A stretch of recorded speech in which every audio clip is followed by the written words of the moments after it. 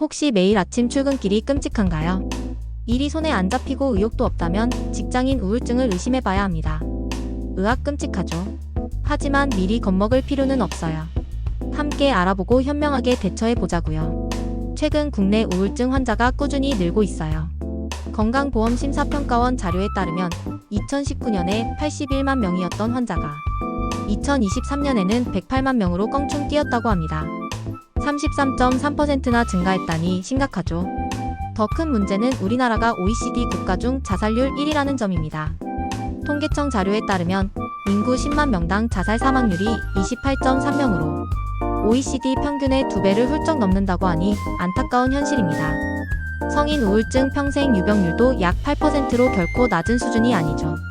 우울증은 마음이 약해서 생기는 병이 아니랍니다.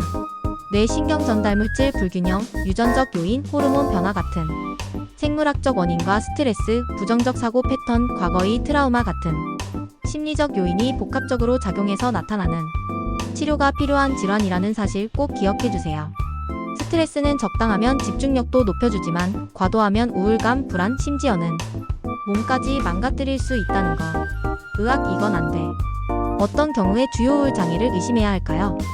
하루 종일 우울하거나 무기력하고 흥미가 사라지고 잠도 제대로 못 자고 식욕도 없고 피곤하고 무가치하게 느껴지고 심지어는 극단적인 생각까지 든다면, 이런 증상들이 2주 이상 거의 매일 지속된다면 반드시 전문가의 도움을 받아야 합니다. 계속되는 우울감은 업무 효율을 떨어뜨리고 인간관계를 망치고 심지어는 사고 위험까지 높일 수 있다는 사실 명심하세요.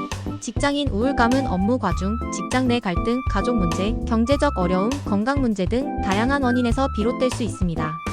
가장 먼저 나를 우울하게 만드는 원인을 파악하고 스트레스를 줄이세요. 혼자 힘들 땐 주변 사람들에게 털어놓으세요. 가족이나 친구처럼 내 마음을 알아주는 사람이 있다면 좋겠죠? 없다면 정신건강복지센터나 상담센터를 방문하는 것도 좋습니다. 우울하다고 하루 종일 침대에만 누워 있는 건 오히려 증상을 더 악화시킬 수 있어요. 밖으로 나가서 몸을 움직이고 기분 전환이 될 만한 활동들을 늘리는 것이 정신 건강에 훨씬 도움이 된답니다. 정신건강의학과에서는 면담과 심리 검사를 통해 현재 상태를 정확하게 평가하고 인지행동 치료 등 다양한 치료를 시행합니다. 필요하다면 약물 치료를 병행해서 증상이 더 심해지는 것을 막을 수도 있고요. 특히 직장인 우울증의 경우에는 낮에 졸리거나 식욕이 당기는 약은 피하는 것이 좋습니다. 약 때문에 힘들다면 반드시 의사 선생님과 상담해야 합니다.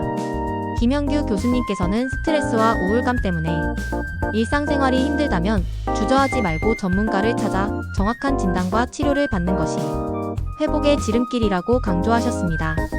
혼자 끙끙 앓지 마시고 꼭 전문가의 도움을 받으세요. 여러분의 행복을 응원합니다.